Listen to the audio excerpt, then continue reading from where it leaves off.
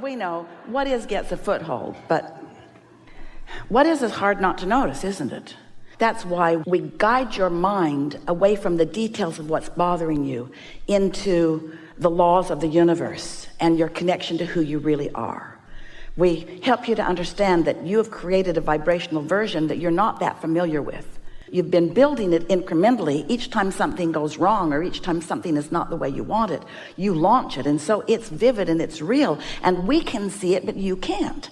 Because if you could see it, you would have started out with something different just now. You would have said, I've got this awesome collection of wonderful things and help me move in the direction of those. But you weren't emphasizing the awesome collection of wonderful things. You're emphasizing the collection of things that you know are holding you back.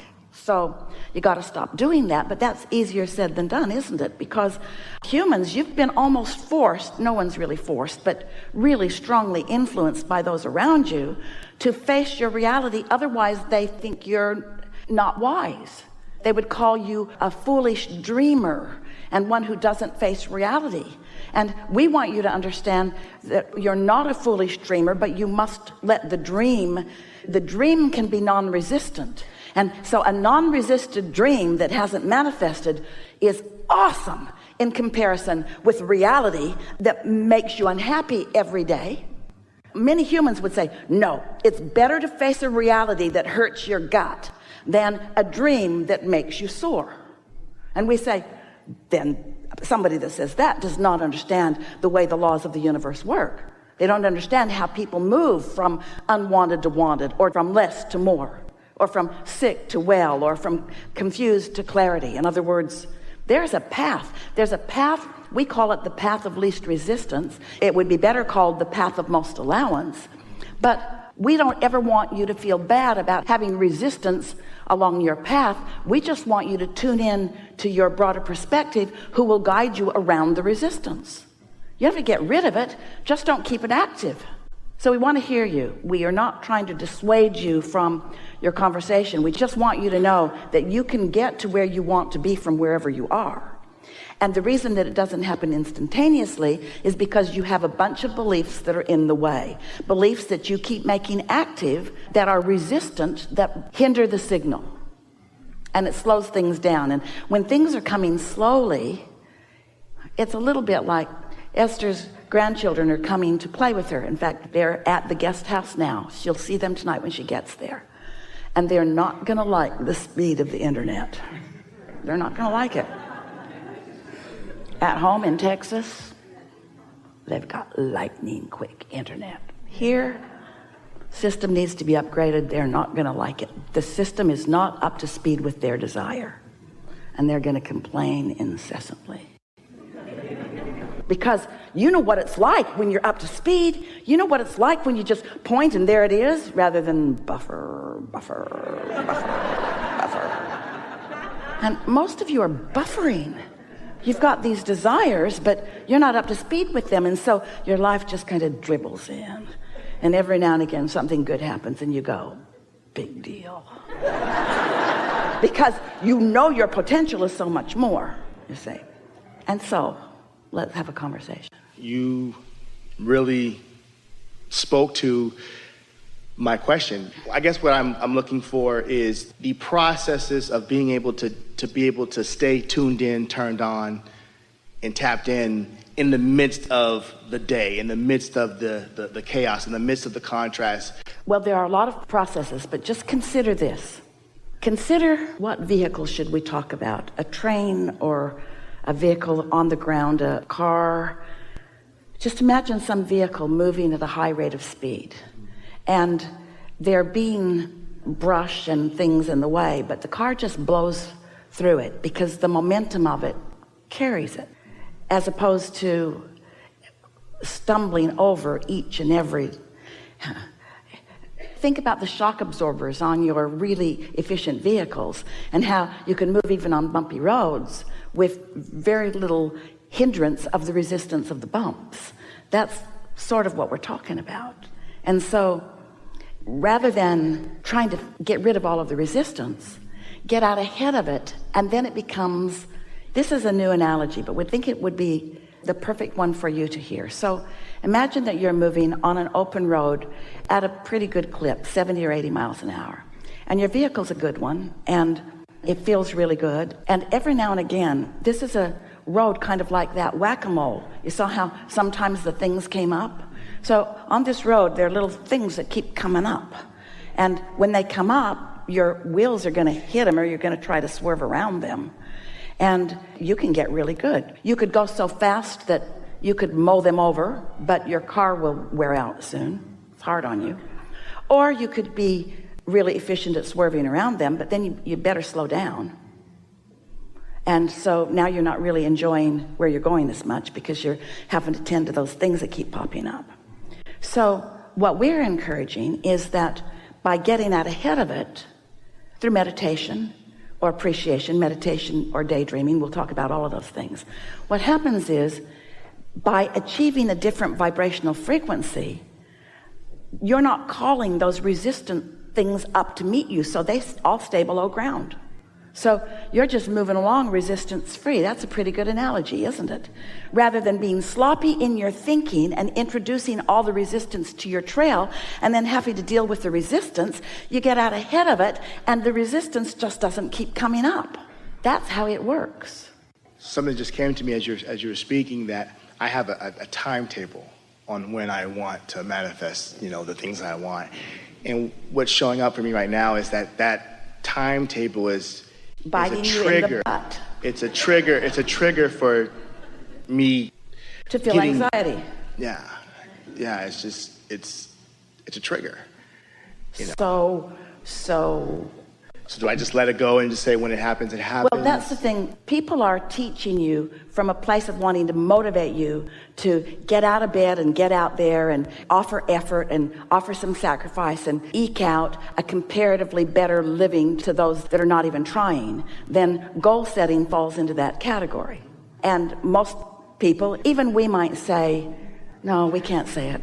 We can't say it's better than nothing. Because it really isn't, because it gives you misinformation. It just makes you try harder and sacrifice more, and it makes you tougher as you hit those resistant bumps that slow you down. So rather than setting a goal that harasses you,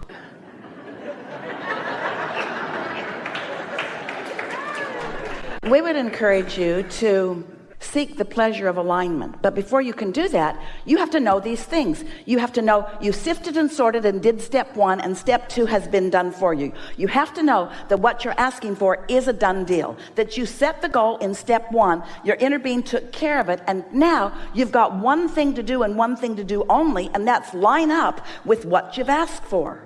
If you're setting an accurate goal, if you were really telling it like it is, and someone says, what's your goal? You would say, it's now.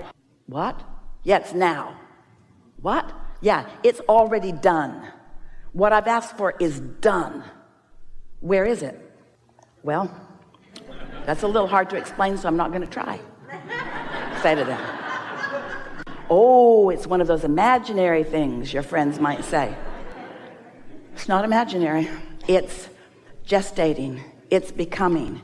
It's gathering momentum and cooperative components, and it's awesome. And I'm coming into alignment with it. Well, what's your timetable? When it's ready. What's your timetable? When I'm ready to let it in. When I have stopped beating up on myself through sacrifice and struggle. When I've come to the place of enough worthiness that I will let it in. That's the timetable. Well, how long is that going to take? Longer now that I'm talking with you.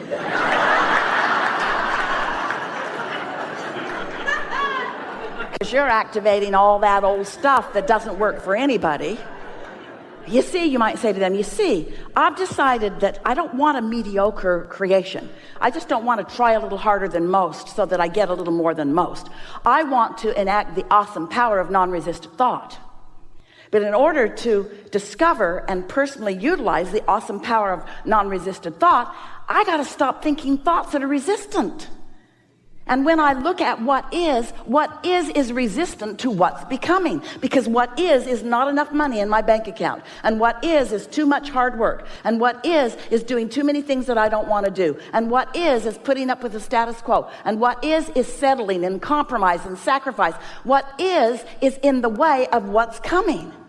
So every time I focus upon what is, I'm in the way of what's becoming, because they're different. What's in my vortex is prosperity and agility and clarity and the ability to be or do or have anything that I desire. And I've been living enough step one, and I've put so many pieces, ingredients into my vortex, and they've gathered all the cooperative components so much that I can't even recognize the awesomeness of what's in the process of becoming for me. So all I have to do, we're speaking from your perspective to a friend who's wanting to understand, all I have to do is stay out of my own way by not trying to make it happen too soon, or by not demanding that it be ready before I am. I'm just practicing alignment. And you know what begins to happen? You see, since this vibrational reality, we call it a vortex because it spins like that. It does. It gathers momentum like that. And this vibrational reality, this vortex of yours is high, non-resistant frequency. So in order for you to tune into it rather than the not enoughness of reality, you have to quiet the not enoughness thoughts. Otherwise your vibration won't rise to it. So meditation is a really good way. When you quiet your mind, you stop thought. And when you stop thought, you stop resistant thought, and your vibration will rise. And when your vibration rises, then what's in the vortex begins to occur to you. We've given it a new description recently because we want you to understand how it comes. It comes in the form of impulse or insight or daydream. Esther's discovering that if she will meditate and quiet her mind and then just allow her mind to wander once she's under the influence of that these delicious ideas are flowing to her, and she's no longer trying to put the pieces of them together to make something happen with them. She's watching them like a pleasurable movie, because what these dreams are, they're not actionable right now. It's not get on them and ride them right now. They are evidence of your alignment. The daydreams are evidence of your alignment. So the more you're receiving those dreams, then the more evidence you have of that alignment. And when that becomes the momentum that you're reaching for, then these thoughts begin to turn to impulses, and the impulse then pays off. It's like you have actual awareness that an idea that came led to this and led to this and led to this and led to this, and suddenly right here within your grasp is something that you've really been wanting. And it doesn't feel like this far-fetched out there in the cosmos sort of thing. It's real. So can you feel what we are wanting to accomplish here? We want you to feel the realness of this vibrational reality, and we want you to feel the nowness of it. And there's a big difference between that and setting a goal. You could set a goal that is like this. It's more like a segment intention. It's my intention to sit and quiet my mind and allow my vibration to rise. That's a really good intention. It's my intention to put myself in an environment, silence my phone, close the doors where I won't be interrupted for a little while, so that the momentum of my alignment can be evident to me. We're right out here on the leading edge, and you're about to hear something that will serve you so well.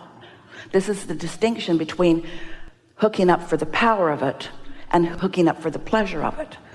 If you're going for the pleasure of the non-resistant thought, oh, it's powerful. But if you're going for the pleasure of it, you'll find it, and you'll find it, and you'll find it, and you'll find it, and you'll find it, and you'll find it, until that's your habit.